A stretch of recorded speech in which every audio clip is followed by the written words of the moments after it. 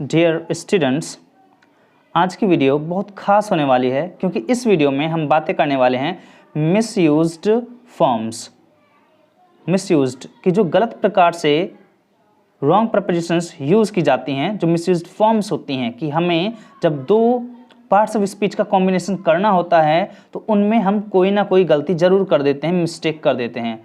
सो ये जो वीडियो है ये उन स्टूडेंट्स के लिए बहुत ज़्यादा खास है जो कम्पिटिटिव एग्जाम्स की तैयारी करते हैं या फिर वो स्टूडेंट्स जो अपनी ग्रामर को बहुत ज़्यादा इम्प्रूव करना चाहते हैं और अच्छी ग्रामर सीखना चाहते हैं, अच्छी इंग्लिश लिखना चाहते हैं, बोलना चाहते हैं।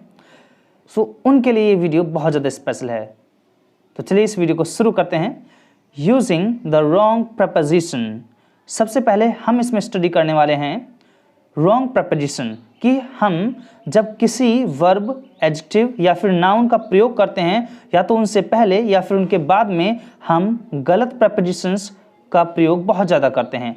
और ये जो रॉन्ग प्रपोजिशंस होती हैं इनसे संबंधित जो कम्पिटिटिव एग्जाम्स होते हैं उनमें बहुत सारे क्वेश्चंस पूछे जाते हैं। मिस्टेक्स आर ऑफन मेड कि गलतियां हमेशा होती हैं by using the wrong preposition, गलत प्रपोजिशन का प्रयोग करने से आफ्टर सर्टेन वर्ड्स, कुछ निश्चित शब्दों के बाद में। The following list includes the words which most often give trouble. और जो नीचे दिए गए जो वर्ड्स हैं इनमें आप ऐसे ही रॉन्ग प्रपोजिशंस के यूज को सीखेंगे। Number 1, absorbed. Absorbed means very much interested. जब कोई व्यक्ति किसी चीज में बहुत ज्यादा इंटरेस्टेड होता है तो हमें बोलना चाहिए एब्जॉर्ब्ड। और एब्जॉर्ब्ड के साथ हमें प्रपोजिशन इन का प्रयोग करना है, ना कि वहां पर हमें एट बोलना चाहिए। एट रॉन्ग होगा, गलत होगा, हमें इनका प्रयोग करना है। हमें ये नहीं बोलना चाहिए the man was absorbed at his work कि व्यक्ति अपने काम में बहुत ज्यादा इंटरेस्टेड था। ये बोलना गलत होगा बिकॉज हम एब्जॉर्ब्ड के बाद में एट का प्रयोग नहीं करेंगे। तो इसको हम सही इस प्रकार से करेंगे, द मैन वॉज एब्जॉर्ब्ड इन कि व्यक्ति इंटरेस्टेड था हिज वर्क अपने काम में, एब्जॉर्ब्ड इन। तो ये कॉम्बिनेशन आपको याद रखना है कि जब भी एब्जॉर्ब वर्ब या फिर एडजेक्टिव का यूज किया जाए तो वहां पर एब्जॉर्ब के बाद आपको इनका प्रयोग करना है। Number 2, accused of. अक्यूज के बाद हमें ऑफ का प्रयोग करना चाहिए, ना कि फॉर का। फॉर का प्रयोग करना गलत होता है। For example, she accused the man. Accused होता है किसी पर आरोप लगाना कि उसने मैन को आरोप लगाया फॉर स्टीलिंग, चुराने के लिए। तो ये जो यूज है यहाँ पर फॉर का ये गलत है अक्यूज के साथ में।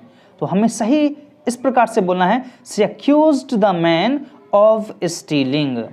अक्यूज ऑफ कि उसने चोरी करने का आरोप लगाया व्यक्ति पर। Remember, charge takes with.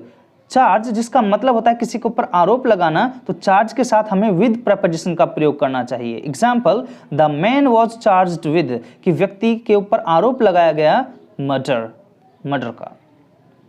So charge के साथ विद का प्रयोग करना चाहिए, अक्यूज के साथ ऑफ का प्रयोग करना है और एब्जॉर्ब के साथ इन का प्रयोग करना है। Number 3, accustomed to. Accustomed to, accustom के बाद में हमें टू का प्रयोग करना चाहिए, ना कि विद का प्रयोग करना चाहिए।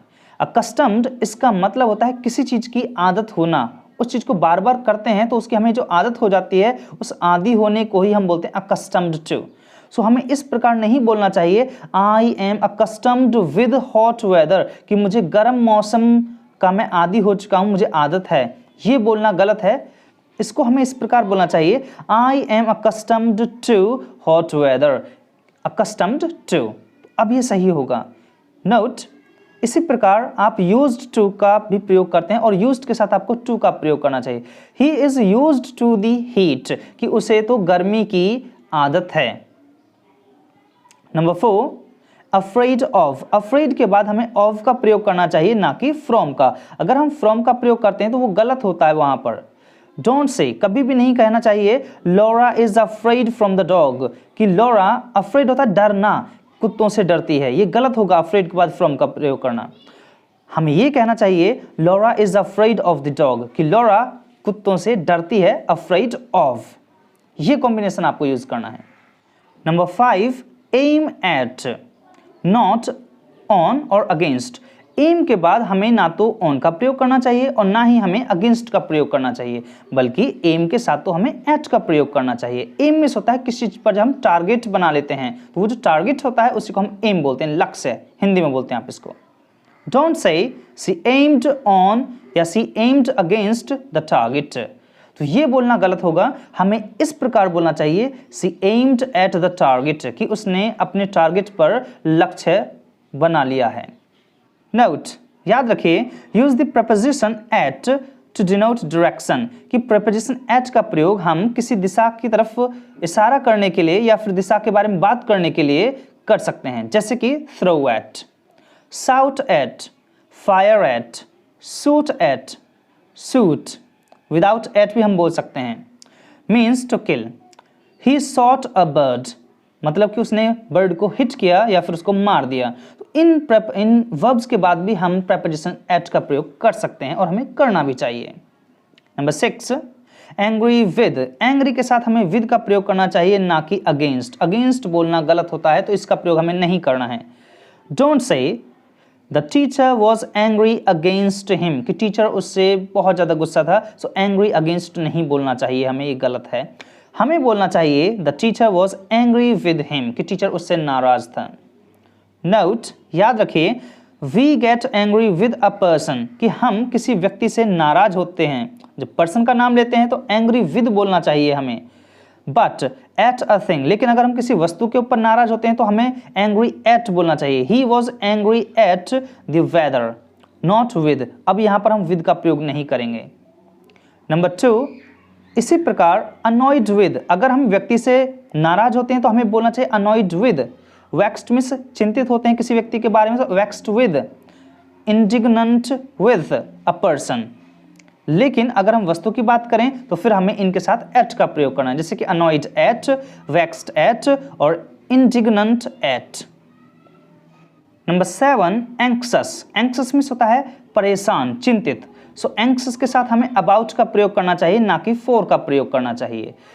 डोंट से they are anxious for his health, कि वो उसके स्वास्थ्य के बारे में चिंतित हैं, परेशान हैं, ये बोलना गलत है। हमें सही इस प्रकार बोलना चाहिए, they are anxious about his health, कि वो उसके स्वास्थ्य के बारे में चिंतित हैं या परेशान हैं। Note, anxious meaning wishing very much, जब anxious का अर्थ होता है किसी को बहुत ज़्यादा विश करना, तो यहाँ उसके बाद फिर हमें for का प्रयोग करना चाहिए, जैसे कि parents are anxious for their childrens success, कि जो पेरेंट्स होते हैं वो अपने बच्चों की सक्सेस की हमेशा विश करते हैं, उम्मीद करते हैं। अगर एंक्सस का अर्थ विश के सेंस में है तो फिर वहाँ पर हमें एंक्सस के बाद फॉर का प्रयोग करना चाहिए। बट अगर एंक्सस का मतलब हम किसी के स्वास्थ्य के बारे में, किसी चीज़ के बारे में परेशान हैं, चिंतित हैं, तो फिर हमें वहाँ पर अबाउट का प्रयोग करना चाहिए। Number 8, arrive at, not to, arrive के बाद हमें एट का प्रयोग करना चाहिए, ना कि टू का प्रयोग करना चाहिए। Don't say we arrived to the village at night, so arrive के बाद टू का प्रयोग करना गलत है, और अराइव का मतलब होता है आना या पहुंचना। We arrived at the village at night, कि हम गांव में रात को आए। नोट, याद रखिए, यूज अराइव इन, हमें अराइव इन का प्रयोग करना चाहिए with countries and large cities, मतलब कि बड़े शहरों की बात करें या किसी बड़े देश की बात करें तो वहां पर हमें अराइव के साथ इन का प्रयोग करना है। और अगर छोटे प्लेस की बात करते हैं, शॉप, होम, मार्केट, विलेज, तो इनके साथ हमें अराइव एट बोलना चाहिए। Mister Smith has arrived in London, so London एक बहुत बड़ा शहर है, तो इसलिए हमें यहाँ पर इन का प्रयोग करना है। Number 9, ashamed of, ashamed of, ashamed means होता है शर्मिंदा होना, तो असेम्ड के बाद हमें ऑफ का प्रयोग करना चाहिए, ना कि फ्रॉम का प्रयोग करना चाहिए। डोंट से he is now ashamed from his conduct, कि वो अपने आचरण पर, व्यवहार पर शर्मिंदा है, तो असेम्ड के बाद ऑफ फ्रॉम का प्रयोग करना गलत है। हमें बोलना चाहिए he is now ashamed of his conduct, कि वो अपने आचरण पर शर्मिंदा है, असेम्ड ऑफ।